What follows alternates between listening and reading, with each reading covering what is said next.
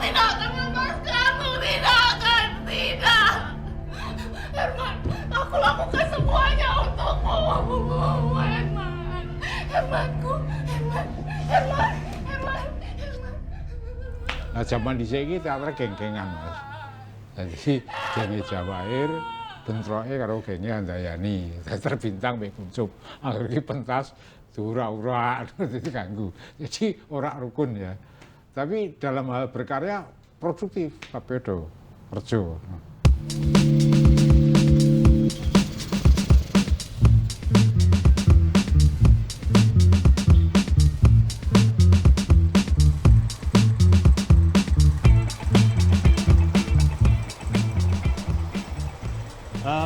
Waktu itu sekitar tahun 76, ya sekitar tahun 76, 77. Saya bersama Mas Kerno dan Mbak Nuni waktu itu di PKM Undip. Saya bermain teater dengan beliau, Mas Darmanto Suwargi. Saya bermain dengan beliau. Dan beberapa kawan-kawan teater yang ada di Semarang ini saya terlibat di dalam proses produksinya. Sehingga semakin matang saya, menurut kacamata saya semakin matang untuk bermain teater. Berangkat dari ini, kemudian saya mendirikan Teater Lingga.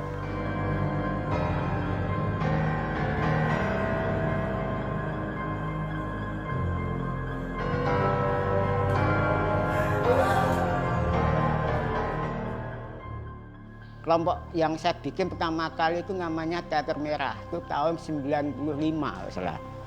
Dengan lakon Orang Asing, karya Rupert Brooke, terjemahan Teja Kusuma kalau nggak salah ya. Pada 2010 mulai saya berproses lagi untuk kelompok pribadi.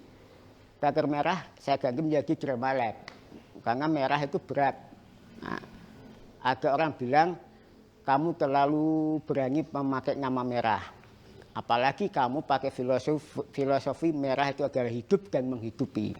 Nah, akhirnya pada 2010 aku ubah menjadi Drama Lab dan konsep yang lebih ngepop aja, meracik, meramu, dan menyajikan.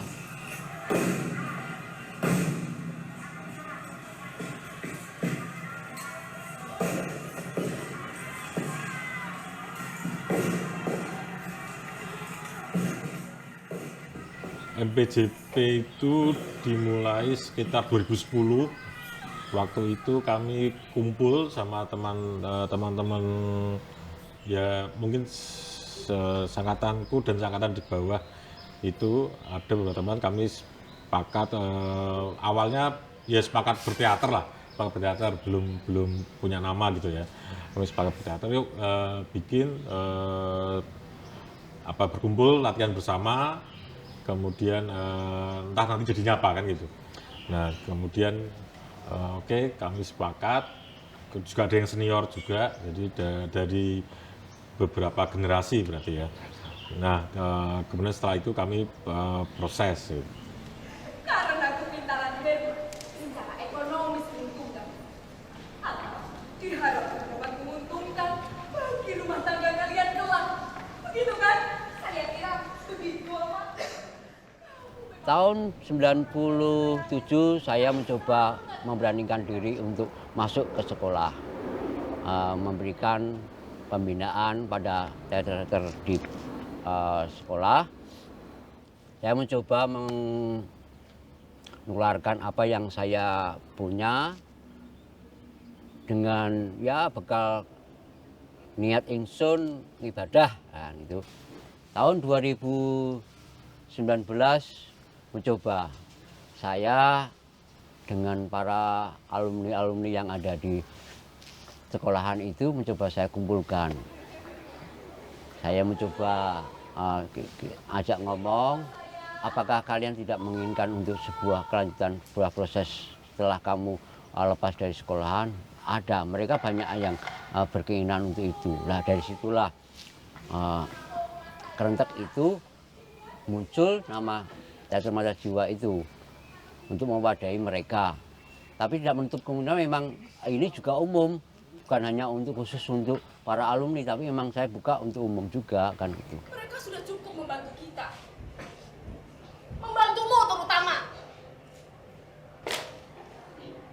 Ayahmu yang kaya raya itu, yang selalu kamu bangga-banggakan.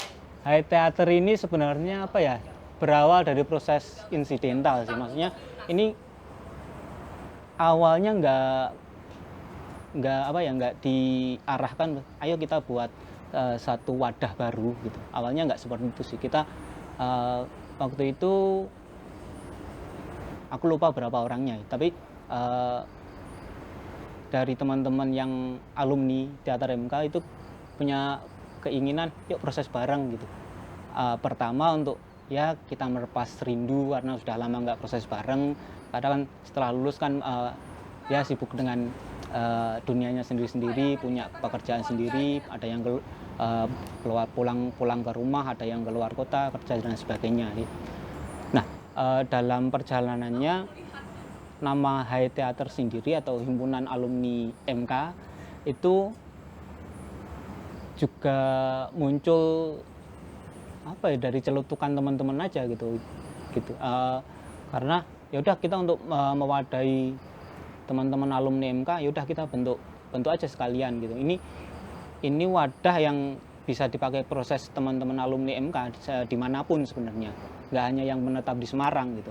Teman-teman yang berada di luar kota pun bisa memakai nama Hai Teater ini gitu.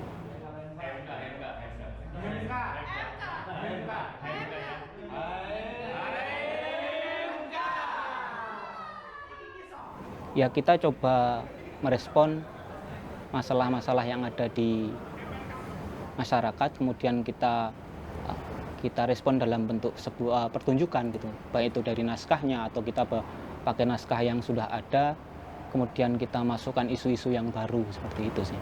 Yang awal-awal itu masih realis sih gitu bentuknya. Kalau yang berikutnya karena prosesnya proses dramatic reading dan sebagainya, ya kita nggak terlalu fokus ke situ sih.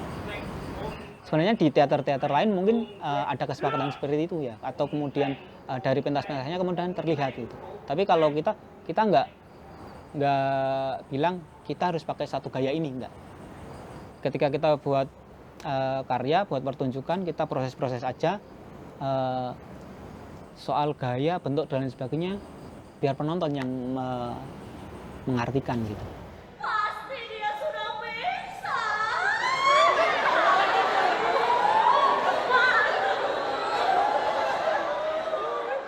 Mata Jiwa garapan pertama AAIU yang saya sadur atau saya adaptasi menjadi sebuah judul yang sebuah pilihan.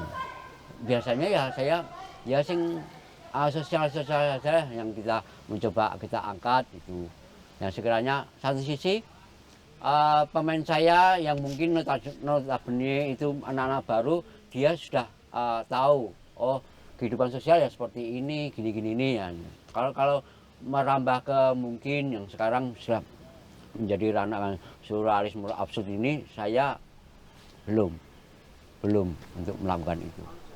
Proses penggarapan kami biasanya kami selalu saya dulu waktu itu saya harus mengumpulkan naskah minimal 3 atau maksimal 5. Setelah itu kami mempunyai naskah ini, teman-teman, yuk kita kumpul. Nah, kita mencoba saya tawarkan pada mereka 3 naskah atau 5 naskah itu saya suruh baca semua. Suruh baca dulu, sekiranya anggota bagaimana, menarik yang mana atau yang pengen suka yang mana, itu yang menjadi pilihan nanti akan kita garap. Negara kita sudah hampir berusia 10 windu. Kami memperlakukan teater ini bukan hanya sebagai pertunjukan, tapi juga sebagai sebuah pembelajaran gitu ya. Kalau pertunjukan itu mungkin susah, kemudian kami melihat media waktu itu video, media visual dalam bentuk video art. Kami terlibat dalam beberapa pameran, terutama memang pameran Hari HAM. Tapi yang pertama itu pertama kami coba itu dulu ada tawaran dari Mas Trianto Triwikromo untuk membuat kami sebutnya sih masih video respons ya, video respon dari kumpulan cerpennya dia. Nah kami kemudian oke lah kita coba ini yuk sebagai awalan pijakan, sebagai awal. Aku kumbang lah. Aku rumangsa sepi. Aku rumangsa urip dhewe. Aku lebih suka membuat, ya, membuat naskah baru meskipun itu mengadaptasi. Artinya begini, aku masih ingat bagaimana seorang teman pada waktu aku lupa namanya, dia ngomong, percuma kamu nggarap lakon si A, karya si A, kalau pertunjukanmu nggak jauh beda dengan lakon yang juga gimana oleh kelompok B, C, dan sebagainya dengan lakon itu. Makanya kemudian aku lebih suka mengambil naskah yang ada, aku adaptasi dengan gayaku sendiri.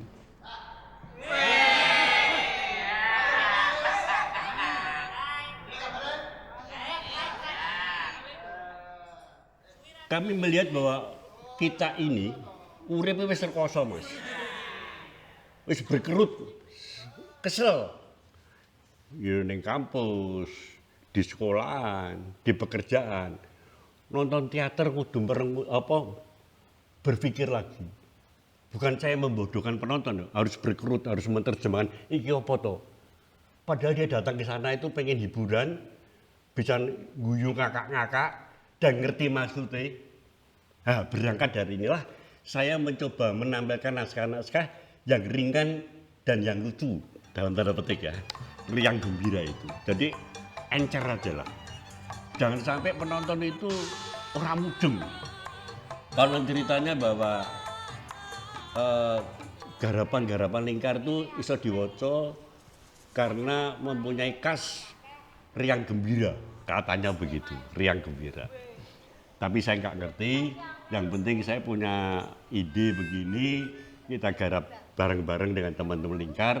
Kalau toh itu kawan-kawan teater menganggap bahwa teater lingkar itu teater yang riang gembira, monggo, enggak apa-apa. Awalnya naskah-naskah yang sudah ada, kayak Malam Jahana, Bila Malam Bertambah Malam, Gravito itu sendiri, dan sebagainya. Dengan berjalannya waktu ini, saya ketemu sama Mas Eko Tunas. Mas Eko waktu itu mengkritisi teater lingkar. Mbok yo aja nganggo naskah njaba. Apa ora iso gawe naskah? Saya bilang, Mas, kowe iki penulis. Saya tantang dia. Kalau you bisa nulis naskah, akan saya garap. Oke. Singkat cerita dia garap naskah. Khusus untuk teater lingkar, Nyi Panggung. Kemudian muncul lagi penulis lakon Mas Priges. Ada lagi Mas Giwing. Kemudian ada lagi Mas Joni Nantono. Nah, kawan-kawan semuanya ini merasa handar beni teater lingkar.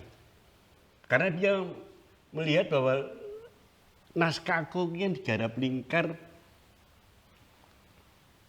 bisa berbeda dengan bayangan saya. Bayangan penulis maksudnya.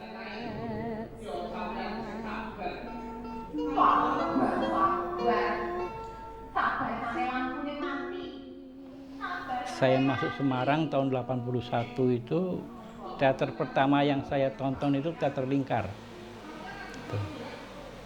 Kemudian saya menulis di Suara Merdeka.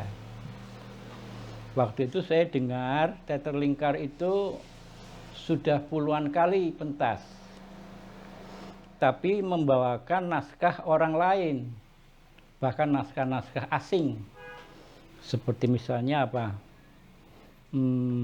Penagih Hutang itu ya, itu kan karya-karya Molière misalnya. Dalam tulisan saya di Suara Merdeka, kira-kira saya mengkritik sudah saatnya teater lingkar bikin naskah sendiri. Gitu. Di samping kritik yang lain lah. Suatu malam rombongan teater lingkar itu sak mobil itu mendatangi saya, maranin gitu loh, nggak terima, gitu. Dikritik gitu. Udah omong. Waktu itu saya masih kos di rumah mantan pacar saya, jadi saya dulu kos di istri. Datang satu mobil itu, yang akhirnya dicapai kesepakatan, kata Mas Ton itu, Bung Eko kan penulis gitu, coba tulislah naskah untuk kami kan gitu. Nah dari situlah saya menulis naskah drama untuk Lingkar. Pertama ya Nyi Panggung itu. Nyi Panggung itu pertama dipentaskan di Wisma Pancasila loh, yang di Simpang 5 itu sekarang jadi Matahari ya, Matahari Mall itu. Rendra juga pernah pentas baca puisi di Gor Simpang 5 itu sekarang yang jadi Citraland itu. Nah, Simpang 5 itu dulu ya sewanya paling mahal. Tapi Lingkar dengan naskah Nyi Panggung itu pentas di Wisma Pancasila itu.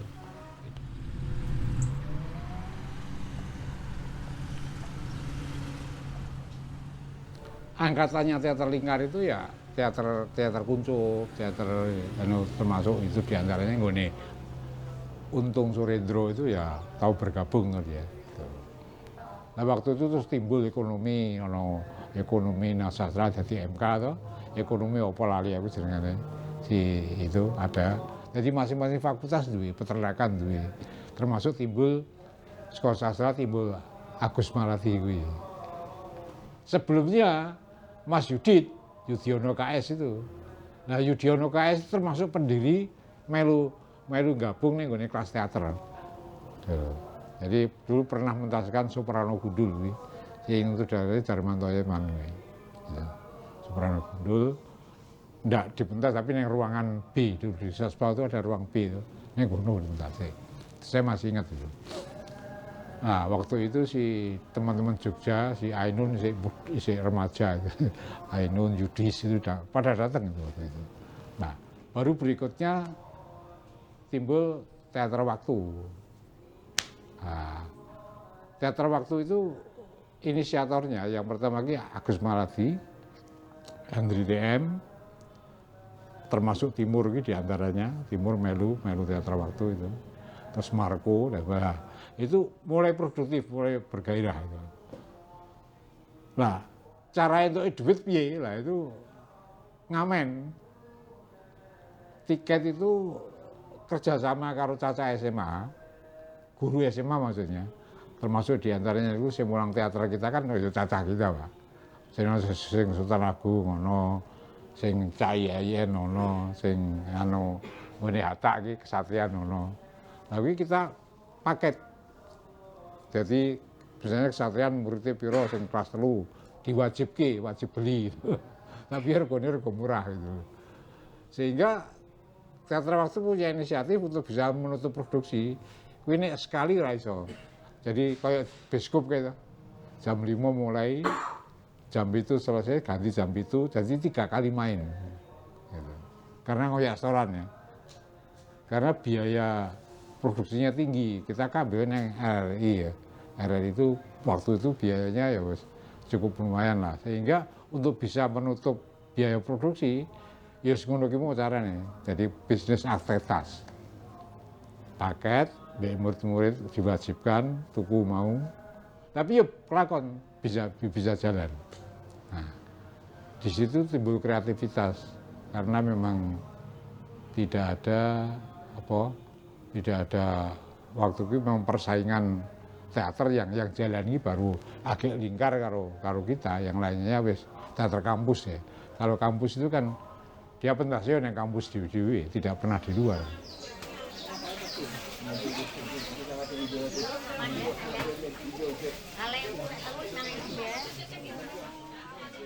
Nah kalau di Semarang sendiri tahun 50-an itu lebih kelompok-kelompok lepas gitu.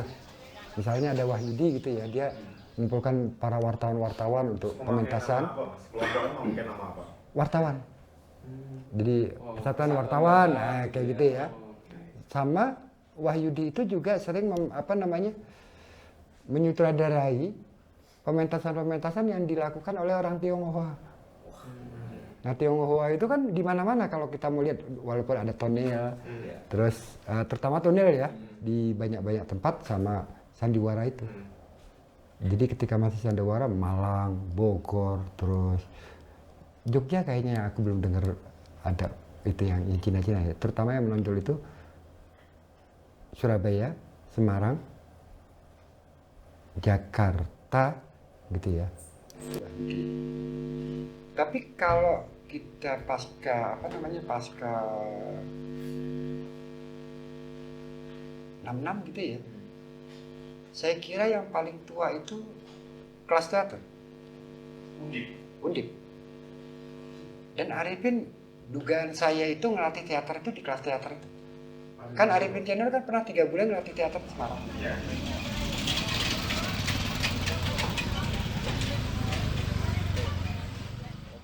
Naik kelas teater itu sepengertian saya, zaman aku SMEA gitu. Saya masih SMA itu kelas 2 waktu itu. Jadi umur 16 pitulasan lah umur itu. Itu saya latihan dasar, jadi mulai latihan dasar, mulai merespon dan sebagainya, blocking, gawean itu. Itu masa party, tapi sing inisiatornya Mas Darmanto. Jadi waktu ada olah tubuh, ono iki Mas Darmanto. Tapi yang memberikan tutor Mas Pardi. Jadi kedua beliau itu sing mendirikan kelas teater itu. Sing saiki mlebu nasional ki ora ono, tapi nek si penulisnya ono si Jody apa ya, Jody neng Kompas itu. Ya sekarang di Kompas. Itu di teater waktu. Teater waktu, tapi nek bukan di kebudayaan akeh sing do nasional banyak. Tapi bukan di kesenian khususnya. Tapi sing mlebu ning nasional ya si Andri TM aja paling yang bisa. Itu pun sastranya bukan karena teaternya. Tulisan-tulisannya sing mlebu. Nek teater ora ono sing mlebu nasional.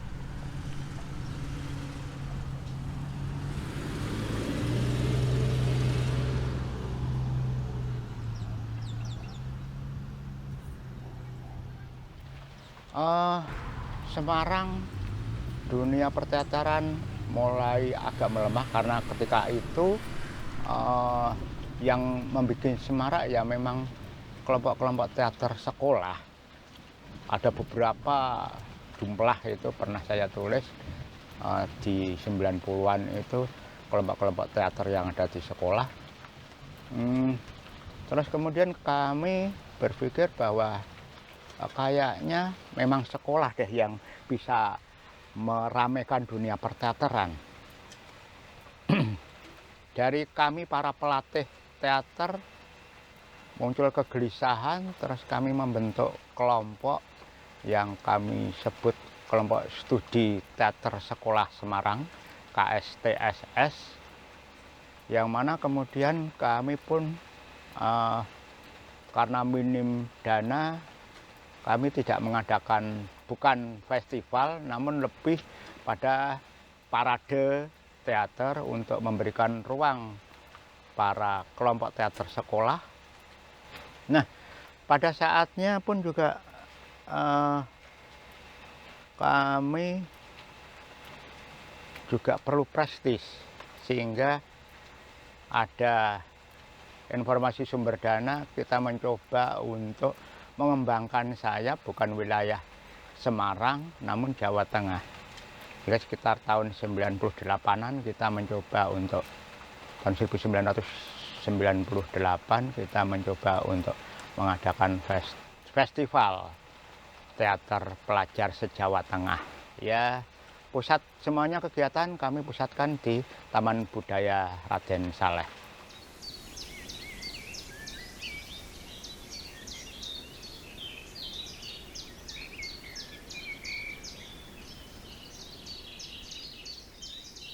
Yang saya heran itu, di Semarang ini, termasuk di banyak kota di Jawa Tengah, di Pantura itu, sebelum reformasi itu banyak grup teater. Saya bilang tadi di Tegal itu ada 5 grup teater. Di Semarang itu ada 35-an grup teater. Sehingga pada waktu itu di Semarang perlu ada KGTS, Koordinator Grup Teater Semarang. Saking banyaknya teater.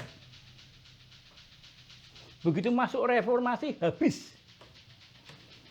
Coba diteliti nih, kenapa ini? Kenapa masuk reformasi ini habis? Asumsi saya, mungkin mereka sudah nggak mau lagi main di panggung, maunya di jalanan. Demo itu, gitu. Gitu. Tapi betul, di Semarang tahun 80, 90, sampai sebelum reformasi itu, grup teater di Semarang itu puluhan. Termasuk yang dibilang oleh ketua KGTS pada waktu itu, Darmanto Marnadi, ono sing diistilahke teater kaos. Jadi ada satu grup bikin teater, gitu, bikin, terus nggawe kaos apik banget gitu. Udah, begitu bikin kaos, orang pentas-pentas. Gitu. Kuwi nek kami nonton pementasan teater, mereka datang itu Darmanto Marnadi misi teater kaos teko. Lho bener Vicky. Teater kaos teko. Iya, ada yang seperti itu.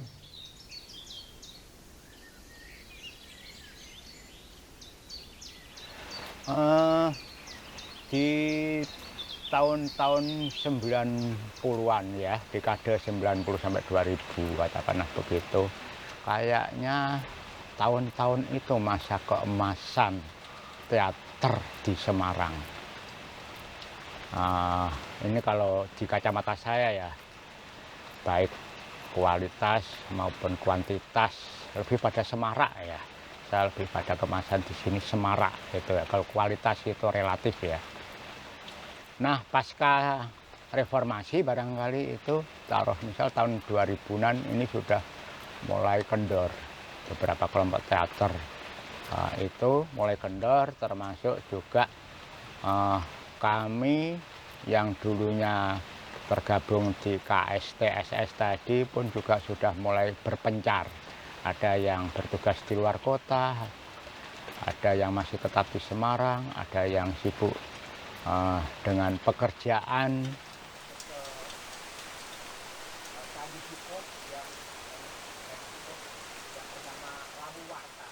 Sebenarnya gini, orang-orang teater dulu itu setia terhadap kelompoknya tinggi. Iya. Disenggol lagi, ayo kumpul gitu, ayo kita ini, walaupun tinggalnya di kota lain, mau buat pentas, mereka pasti akan hadir di kota itu. Misalnya lingkar gini ya, ayo kita mau pentas nih, undang alumni-alumni dari awal yang paling mungkin awal atau setidaknya generasi kedua atau ketiga gitu ya. Kita mau pentas, tolong terlibat semua. Orang yang tinggal di berbagai kota kemungkinan akan hadir ke Jogja. Ke Jogja, ke Semarang. Gitu.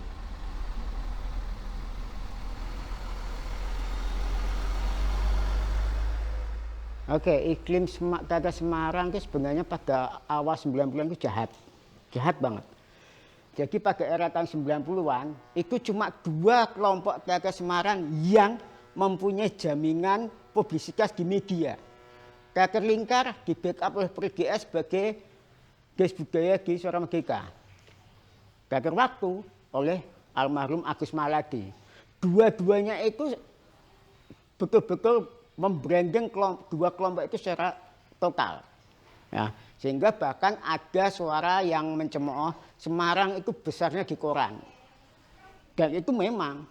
Jadi iklimnya sangat tidak sehat, saling bantai ya. Misalnya kelompok A main, apalagi kelompok kampus main, itu tulis jelek, wah habis itu. Dan itu berlangsung hampir ya sampai 90 tengahan lah, belum tengahan.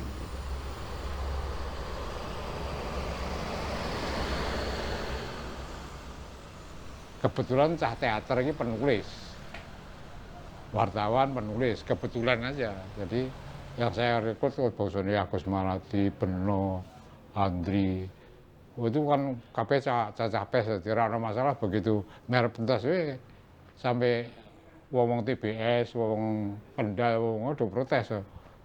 Angger sing pentas nggone Kang Ayun publikasine mateng ora ngerti nek jerone kene iki sine kan wong soal merdeka mbek wong wawasan karo wong Kartika to. Jadi dalamnya itu sebenarnya. Faktor kebetulan wae iki wewenangane wong penulis, wartawan gitu.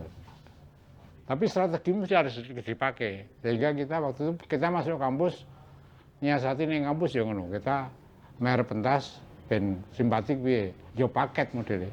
Kita masuk ning sastra. Satu bagian adegan dipentaske ning ngono sing adegan kaya nek diedit to.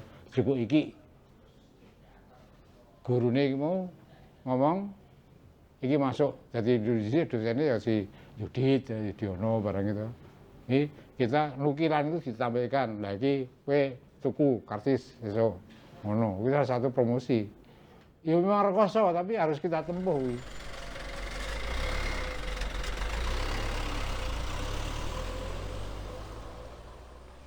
Tahun 90 awal itu ada yang namanya Kredu.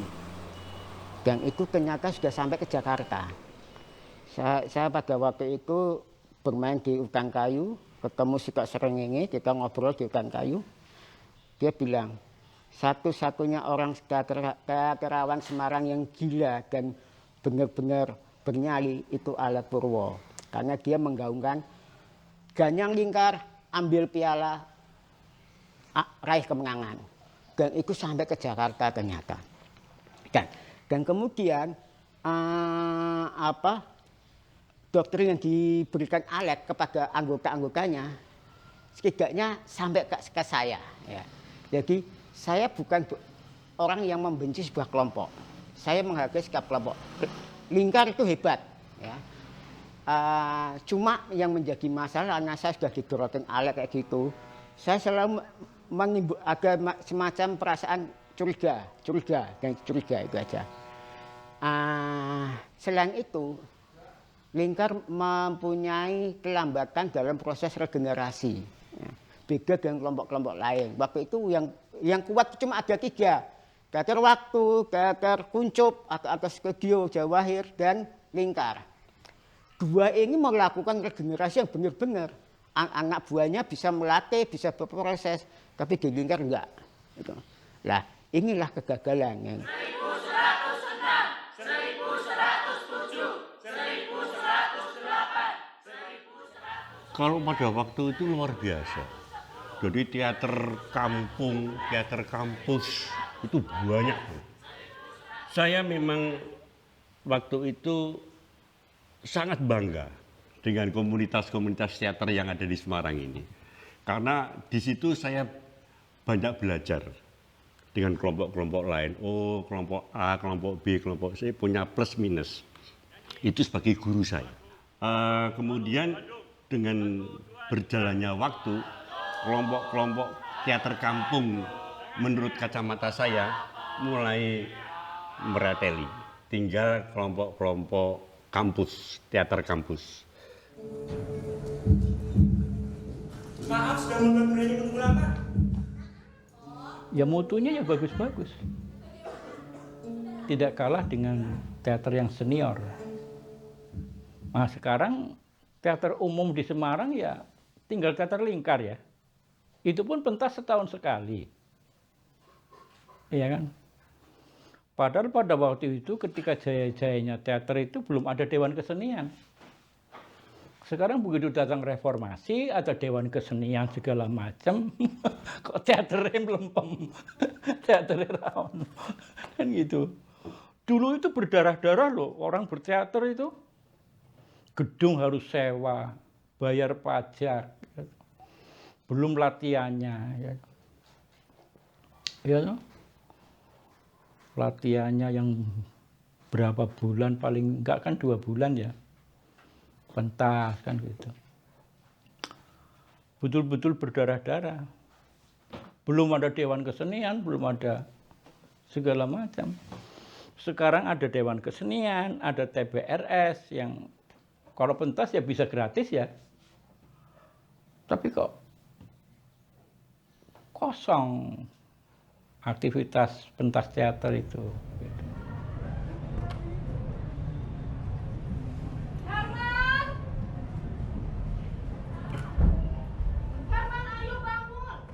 Enggak kok, aku ngelihat malah teater Semarang menurutku semakin baik sih.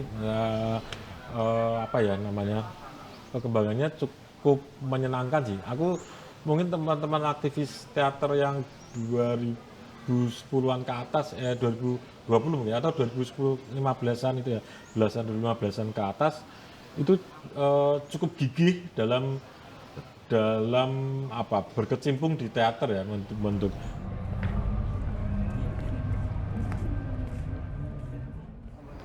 Kalau di Semarang, kalau kelompoknya ada. Nah, kalau untuk penonton itu yang belum luas itu, jangkauannya belum terlalu luas. Artinya kalau kita bicara seperti itu adalah pasarnya sangat apa ya, nggak luas banget, nggak bisa menyentuh semua kalangan gitu loh. Jadi terkesan eksklusif. Nah, ketika kita seperti itu, kalau kita misalkan cari sponsorship, maka sponsorship mesti akan menghitung berapa sih yang akan nonton. Hitungannya adalah seperti itu. Selain itu juga sponsorship pasti itu kan akan menanyakan kelompokmu sudah berapa lama, eksistensinya seperti apa, intensitas kamu berproses itu seberapa, itu juga akan menjadi dasar juga gitu. Jadi memang ini harus digarap benar-benar sih. Aku dengar kamu dapat hadiah 200. Untuk pendanaan memang kami tidak terlalu bisa berbanyak ngomong banyak, terutama masalah bagaimana harus mendapatkan. Biasanya dari iuran, 1 bulan sekali mereka iuran. Terus ya syukur-syukur kalau pas waktu mengikuti festival itu menang, itu 50%-nya sudah masuk ning kas. Ya itu. Kalaupun itu tidak ada festival ya terpaksa iuran. 5.000 1 bulan, 5.000 1 bulan. Kalaupun saya juga merasa bahwa kalau saya pas diberi kesempatan untuk melatih di sebuah sekolahan maupun kampus, dari sekian apa yang saya peroleh itu saya sisakan untuk kas di Teater Mata Jiwa. Abu Nawas, kowe memang kabar bakat sing paling apik. Mungkin saya diktator ya, tapi saya yakin kalau saya ingin mengajak seseorang untuk ikut dengan kelompok saya dan memenuhi aturan dan cara-cara saya, maka saya harus peduli apa yang mereka keluhkan. Itu yang saya yakini. Dan itu saya tanamkan di Drama Lab. Berapapun yang kita punya sesudah pentas, kita bagi rata. Ya dari saya sendiri, akhirnya saya kan kemudian harus bekerja juga. Ya, saya bekerja. Saya punya 2 panggung, panggung dapur di rumah dan panggung yang harus saya mainkan. Gitu. Akhirnya saya harus men-split apa yang penghasilan saya punya untuk rumah dan untuk proses kreatif saya.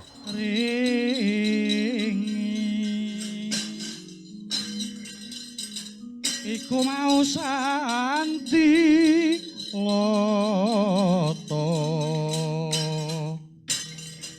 panguripe wong sak bumi.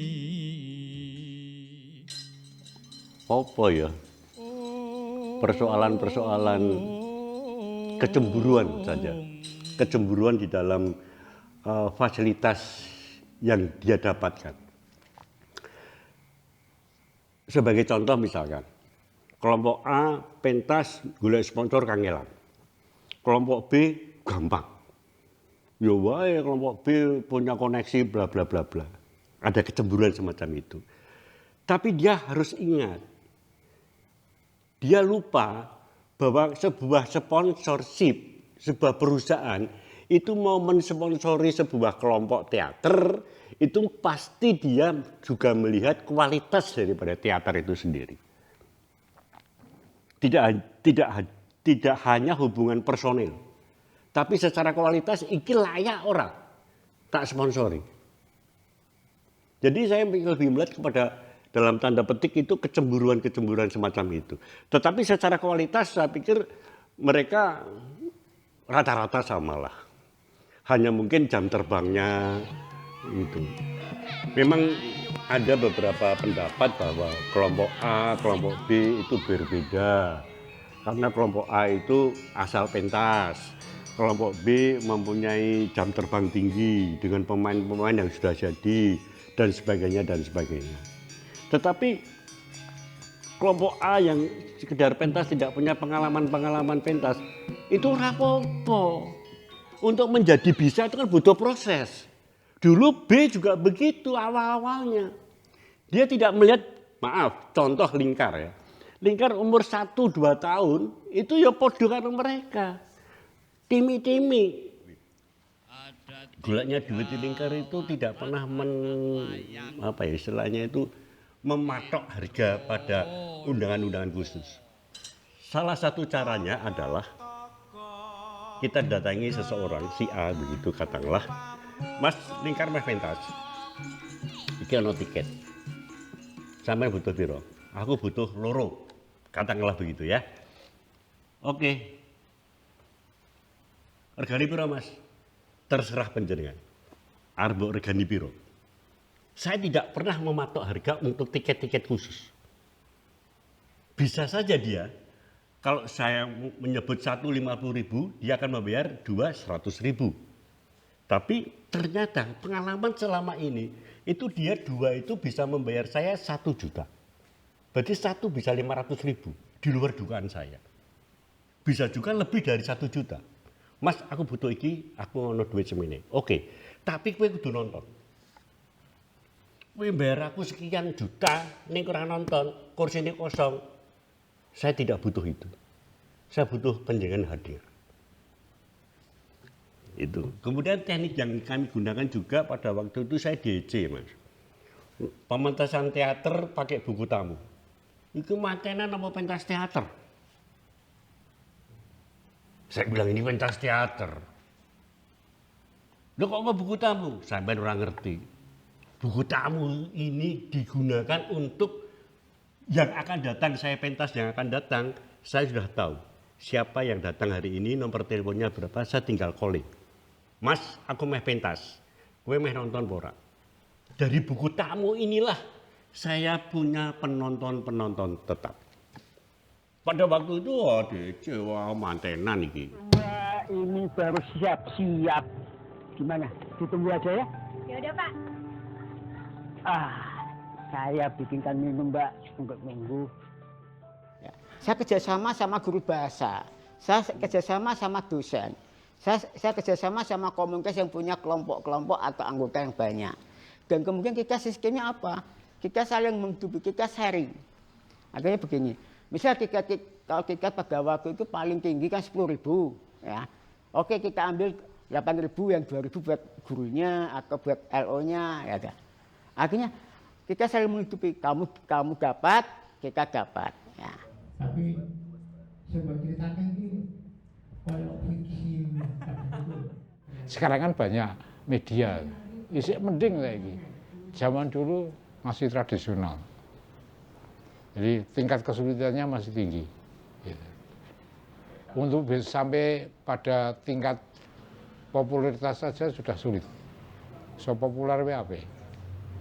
Dikenal orang itu loh. Nah sponsor sih gelem ya tergantung kita neng Jarum, kita neng Jago. Ya itu karena tim-tim kita wes sing golek sponsor ono Indomie berarti kan karena bocah-bocah kita sing pinter. Tapi sing liyane grup-grup liyane kan ndak bisa kayak gitu. Karena persoalan pengembangan kreativitas saya. Cuman teater 17 itu lahir kemudian.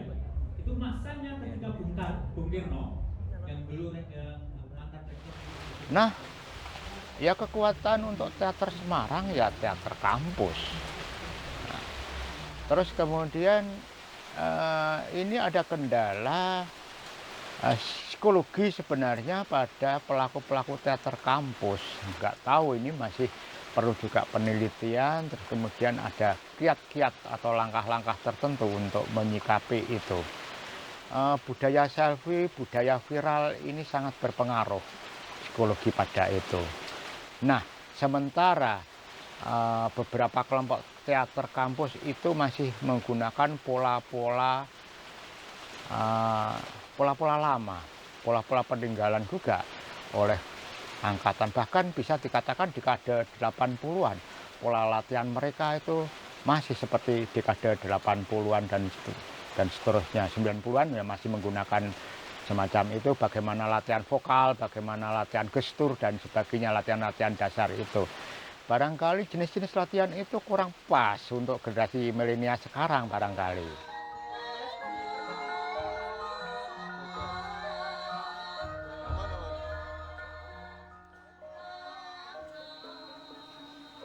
Mana sanggar? Sekarang nggak ada kan sanggar. Teater kampus itu perlu diaktifkan lagi itu.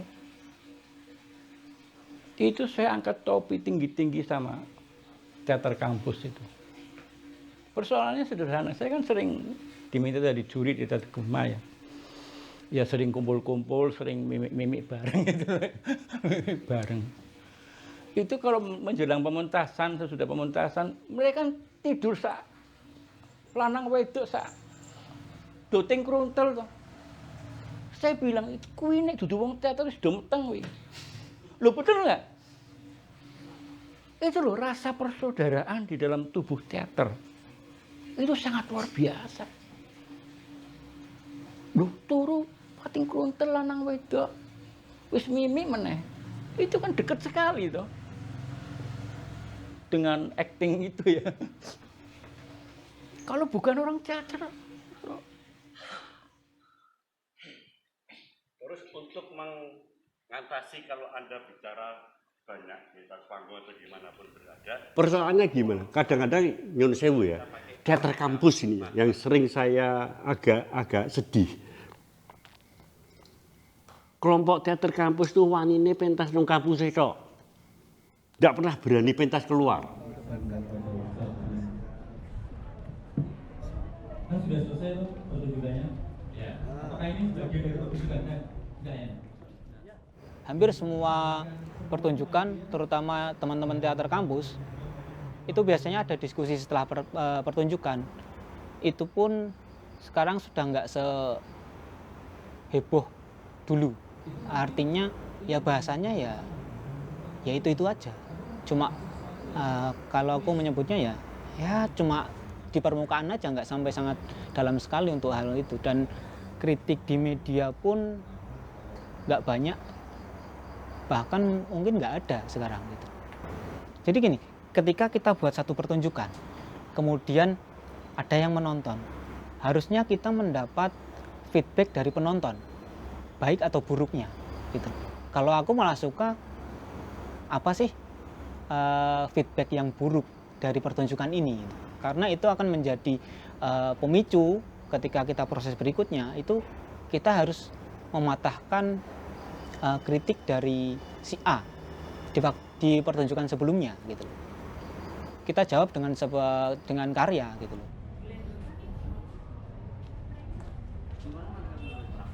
Ya paling ya nek ngono cyber biasanya. Cyber itu kaya artinya antar kelompok ki saling gosip lah. Serang-serangan bareng ndelok merespon, wah elek iki ya wajar lah.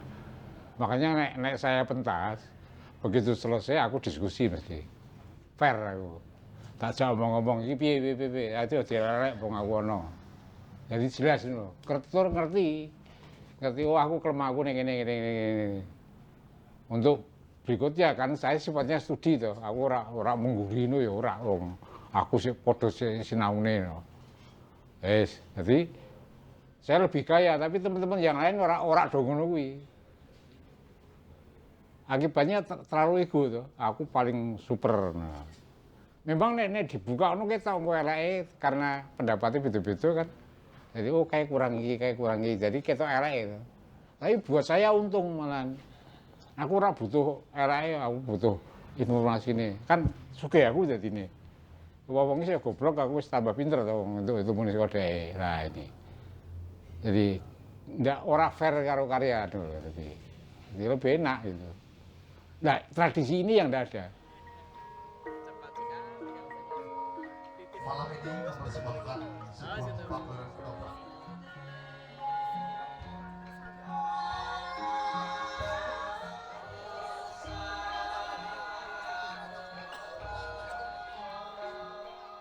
Mungkin tetap kakinya atau dasarnya, fondasinya itu adalah teater kampus gitu yang sudah bahkan mungkin sekarang semakin banyak gitu.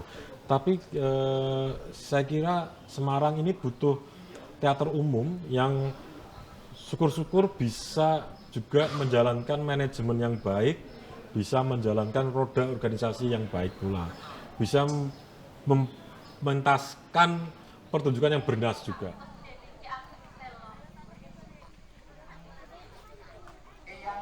Kita coba yuk belajar lebih dalam lagi lah soal manajemen untuk kelompok seni pertunjukan itu seperti apa sih. Karena takutnya ke depan ada teater modern itu nanti juga justru akan sangat jatuh ke dalam dan akan tenggelam, akan hilang, dan kita nggak bisa menyaingi kesenian tradisional yang sekarang mulai naik gitu loh.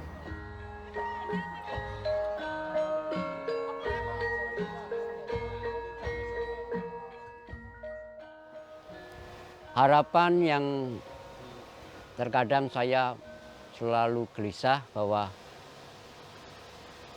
di Kota Semarang khususnya muncul bibit-bibit teaterawan muda yang benar-benar menggeluti hobinya, ya, terus mau aktif menggerakkan teman-temannya ataupun adik-adiknya agar perteateran di Kota Semarang ini semakin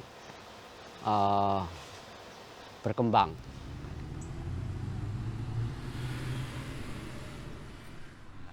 Nah, perlu kita merapatkan barisan, kita rembuk, kita ngobrol, terus kemudian kita perlu juga kiat-kiat tertentu untuk untuk menghidupkan atau menggairahkan kembali kelompok teater khususnya di Semarang, yaitu di teater kampus.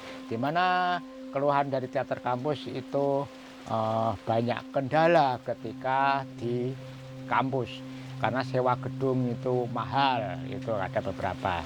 Sehingga memungkinkan juga ini yang baru dirintis oleh pemerintah untuk membangun gedung kesenian di sini, di Taman Budaya. Namun nggak tahu nanti apakah juga mahal seperti itu. Namun kami bersepakat untuk bagaimana caranya bahwa gedung itu tidak begitu mahal, setidaknya 50% lah. Pol mentok mahalnya itu 50% dari sewa gedung di kampus masing-masing.